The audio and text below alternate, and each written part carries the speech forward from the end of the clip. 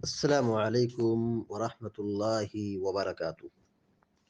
الحمد لله رب العالمين والعاقبة للمتقين، والصلاة والسلام على أشرف الأنبياء والمرسلين نبينا محمد وعلى آله وصحبه أجمعين ومن تبعهم بإحسان إلى يوم الدين، أما بعد.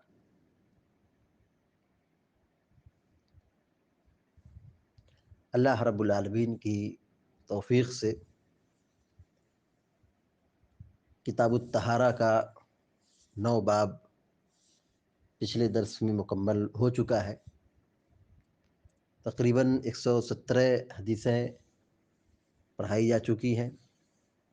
آج کے درس میں کتاب الطہارہ کا جو آخری باب ہے، باب الحیض،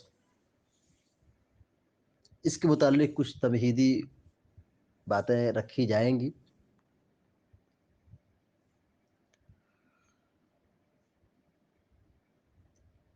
کتاب الطہارہ میں باب الحیض کو ذکر کیا جا رہا ہے، اس کی کئی مناسبت ہے۔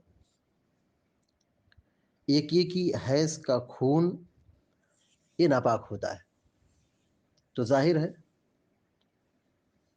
طہارت کے مسئلے میں پاکی ناپاکی دونوں کو ذکر کیا جائے گا۔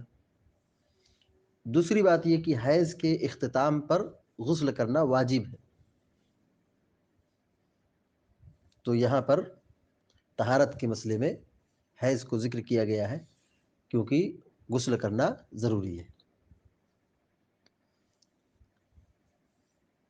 حیض اس خون کو کہتے ہیں جو بالغ ہونے پر عورت کے رحم سے ہر مہینے آتا ہے، یہ عورت کی شرمگاہ سے،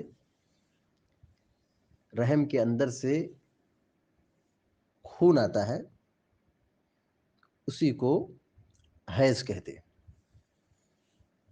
اس کو انگلش میں MC کہتے ہیں۔ یہ ہر عورت کو، بالغ لڑکی کو ہر مہینے آتا ہے۔ اس کی کوئی مدت متعین نہیں ہے، اس کی کوئی مدت متعین نہیں ہے۔ کسی عورت کو 1 دن، 2 دن، 3 دن، 4 دن، 5 دن، 6 دن، 7 دن، اسی کے آس پاس آتا ہے۔ جیسے اس کی مدت کے بارے میں کوئی دن متعین نہیں ہے کہ کتنے دن آتا ہے، یعنی کم مدت کا بھی اور زیادہ مدت کا بھی کوئی ذکر احادیث میں نہیں ملتا ہے، یعنی اتنا دن بتا دیا جائے کہ یہ اتنا دن حیض کا ہے اور یہ سب لوگوں کے لیے ہے، ساری عورتوں کے لیے، ایسا نہیں۔ یہ مزاج، طبیعت، علاقہ، موسم، گھر، خاندان کے اعتبار سے ہر خاتون کو الگ الگ آتا ہے۔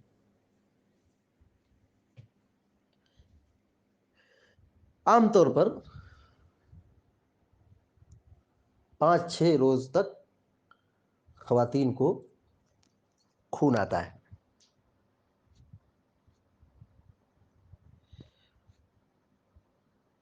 حیض کا خون یہ سیاہی سرخی مائل ہوتا ہے، یعنی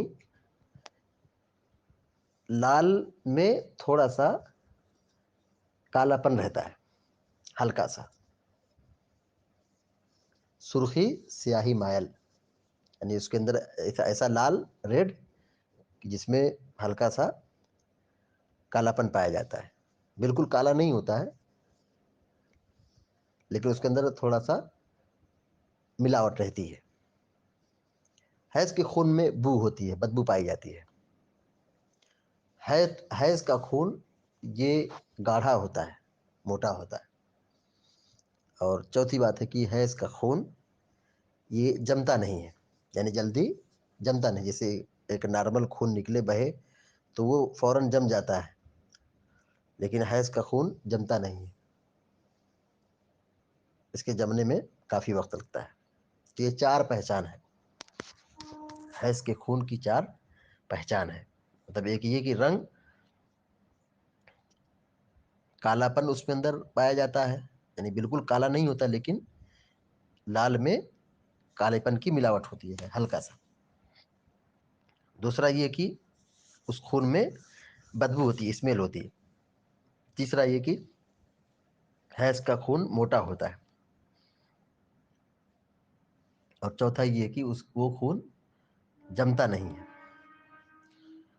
حیض کا خون یہ ناپاک ہے، یعنی اگر یہ کپڑے میں لگتا ہے تو کپڑے کو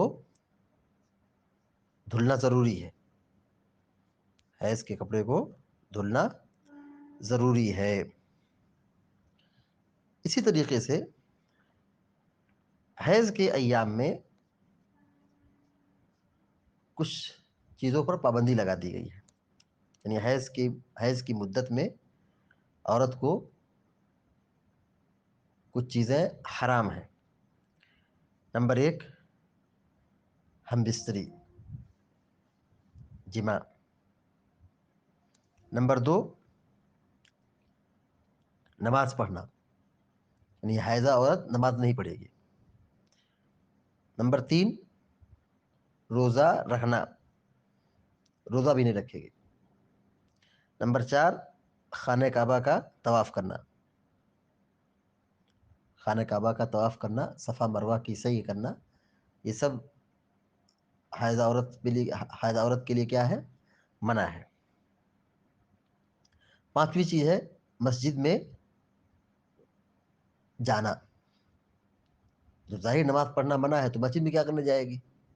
مطلب مسجد میں جانا مطلب ایک مدت کے لیے، کافی وقت کے لیے بیٹھنا ٹھہرنا، یہ منع ہے.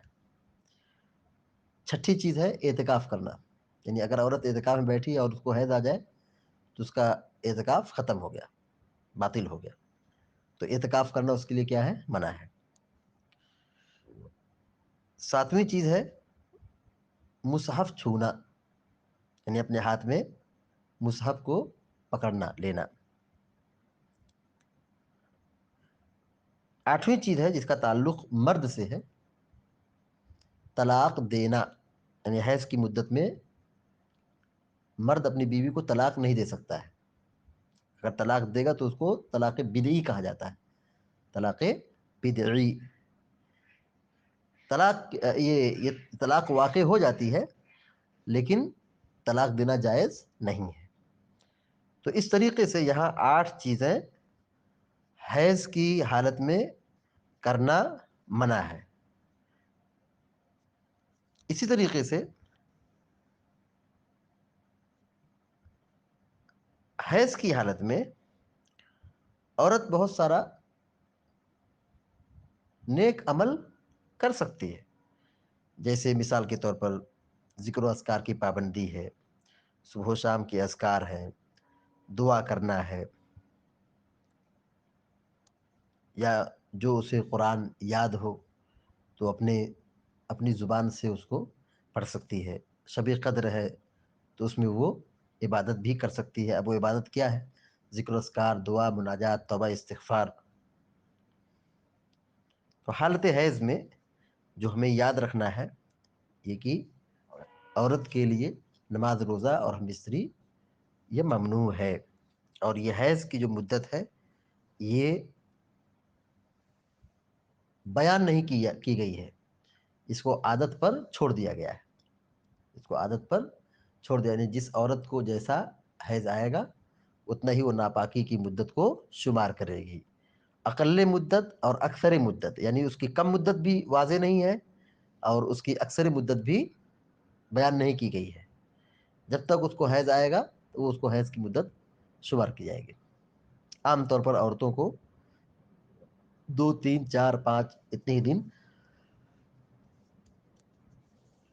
اتنی ہی ایام حیض کے ہوتے ہیں. حیض کے دنوں میں اسے نماز روزی کی اور دیگر چیزوں کی جو پابندی لگائی گئی ہے اس میں خاتون کا فائدہ ہے، کیونکہ عورت اس مدت میں کافی پریشان ہوتی ہے، درد اور تکلیف سے دوچار ہوتی ہے. اور فطری اعتبار سے وہ کمزور ہو جاتی ہے، تو اللہ رب العالمین کا ایک بہت بڑا انعام ہے کہ اللہ تعالیٰ نے صنف نازک کا خیال رکھا ہے کہ اپنے احکام کو مرد عورت دونوں کے لیے ایک جیسا نہیں بنایا ہے۔ مرد کو نماز پڑھنا ہے، عورتوں کو بھی نماز پڑھنا ہے، لیکن دونوں ایک جیسے احکام میں برابر نہیں ہے۔ عورت کو رخصت دی گئی ہے، نماز روزے کی چھٹی دی گئی ہے، روزے کی بات بھی اسے قضا کرنا ہوگا، لیکن نماز کی قضا نہیں ہے، نماز اس کے لیے کیا ہے؟ معاف ہے۔ تو اللہ رب العالمین نے معاف کر دیا ہے، تو اس کی وجہ یہی ہے کہ چونکہ عورت اس مدت میں کمزور ہو جاتی ہے اور اس کو تکلیف ہوتی ہے، تو اللہ تعالیٰ نے صنف نازک کا یہ خصوصی خیال رکھا ہے، ان کو یہ انعام عطا کیا ہے کہ ان کی فطری کمزوری کا اللہ رب العالمین نے ملحوظ رکھا ہے، خیال رکھا ہے۔ اسی طریقے سے خاتون کو جیسے حیض آتا ہے، اسی طریقے سے دو خون اور آتا ہے۔ خاتون کو بالغہ اور لڑکی کو حیض کے ساتھ ساتھ دو خون اور آتا ہے۔ ایک تو حیض کا خون ابھی جو بتایا گیا ہے، یہ ناپاکی کا ہے اور اس پہ نماز روزہ سب یہ منع ہے، اور دوسرا جو خون ہے وہ بیماری کا ہے۔ یعنی حیض کے خون کے بعد ایک زائد خون آتا ہے، اس کو استحاضہ کہتے ہیں۔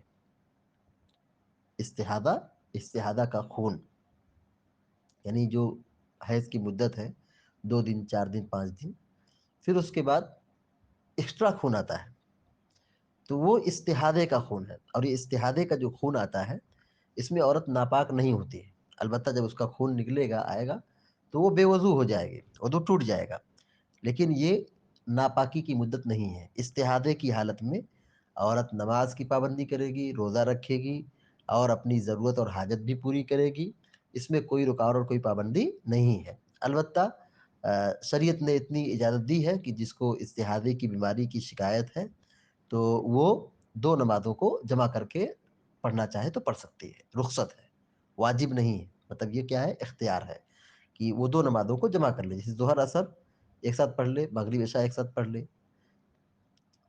تو یہ اللہ کے نبی صلی اللہ علیہ وسلم نے آسانی فراہم کی ہے۔ اسی طریقے سے عورت کو ایک تیسرا خون آتا ہے جو ولادت سے جڑا ہوا ہے، جو ڈلیوری سے جڑا ہوا ہے، یعنی جب بچہ پیدا ہوتا ہے تو وہ خون آتا ہے۔ جیسے ولادت کا وقت قریب آتا ہے تو درد کے ساتھ خون آتا ہے۔ بچہ پیدا ہونے سے پہلے، بچے کی ولادت سے پہلے، جیسے مثال کے طور پر بچہ آج پیدا ہوا تو پیدا ہونے سے 2 4 5 گھنٹہ پہلے عورت کو شدید درد پیدا ہوتا ہے، اور پھر درد کے ساتھ خون آتا ہے، اور خون کے ساتھ مطلب پانی وغیرہ بھی آتا ہے، رطوبت ہوتی ہے۔ تو بہرحال نفاس کا خون اس کو کہا جاتا ہے، یعنی جو ولادت کے وقت، ولادت سے پہلے اور ولادت کے بعد آتا ہے، اور یہ تقریباً بعض خواتین کو 40 دن تک آتا ہے، بعض خواتین کو 40 دن تک بھی آتا ہے۔ تو اس کی بھی کوئی مدت متعین نہیں ہے، کسی کو 10 دن بھی آتا ہے، کسی کو 15 دن بھی آتا ہے، کسی کو 20 دن بھی آتا ہے، لیکن سب سے زیادہ جو مدت ہے وہ یہی 40 دن ہے۔ 40 دن سے زیادہ خون نہیں آتا ہے۔ اگر کسی عورت کو 40 دن زیادہ بھی آتا ہے تو وہ بیماری کا خون مانا جائے گا۔ تو اس طریقے سے عورت کو 3 خون سے سابقہ ہوتا ہے۔ پہلا ہے حیض، اور یہ ہر مہینے آتا ہے، یہ ہر مہینے آتا ہے، اور ہر عورت کو اپنے اعتبار سے آتا ہے۔ کسی عورت کو 2 دن 3 دن 4 دن 5 دن آتا ہے، کسی کو اس سے زیادہ بھی آتا ہے، لیکن عام طور پر 5 6 دن تک آتا ہے۔ تو جتنا دن اس کا حیض کا خون نکلے گا آئے گا، وہ ناپاکی کی ایام شمار کرے گی۔ دوسرا خون ہے بیماری کا، جس کو استحاضے کا خون کہا جاتا ہے۔ تیسرا خون ہے نفاس کا، جو ولادت سے جڑا ہوا ہے، کہ بچے کی پیدائش کے وقت، اس سے پہلے یا اس کے بعد جو خون آتا ہے اس کو نفاس کا خون کہا جاتا ہے۔ تو نفاس کا خون اور حیض کا خون، یہ دونوں ناپاک ہیں، اور یہ ناپاکی کے ایام شمار ہوں گے، اس میں روزہ نماز وغیرہ کی پابندی منع ہے، پابندی نہیں کرے گی، جیسا کہ 8 چیزوں کو یہاں پہ ذکر کیا گیا ہے کہ نماز ہے، روزہ ہے، مسجد جانا ہے، اعتکاف کرنا ہے، ہم بستری کرنا ہے، خانہ کعبہ کا طواف کرنا ہے، صفا مروہ کی صحیح کرنا ہے، ہاتھ میں مصحف لینا ہے، یا اس طریقے سے مرد کا اپنی بیوی حائضہ عورت کو اپنی حائضہ بیوی کو طلاق دینا ہے، یہ سب چیزیں کیا ہے؟ منع ہے. لیکن مستحاضہ والا کیا ہے؟ یہ پاکی کے ایام ہے. خون جو اس کا نکلے گا تو اس کو وضو بنانا پڑے گا، اسی لیے شریعت نے مستحاضہ عورت کو 2 نمازوں کو ایک ساتھ پڑھنے کا حکم دیا ہے. اللہ تعالیٰ سے دعا کہ اللہ تعالیٰ ہم سب کو آپ سب کو نیک عمل کی توفیق عطا فرمائے. آمین یا رب العالمین. وصلی اللہ علیہ نبی محمد وصلی اللہ تسلیما کثیرا. السلام علیکم.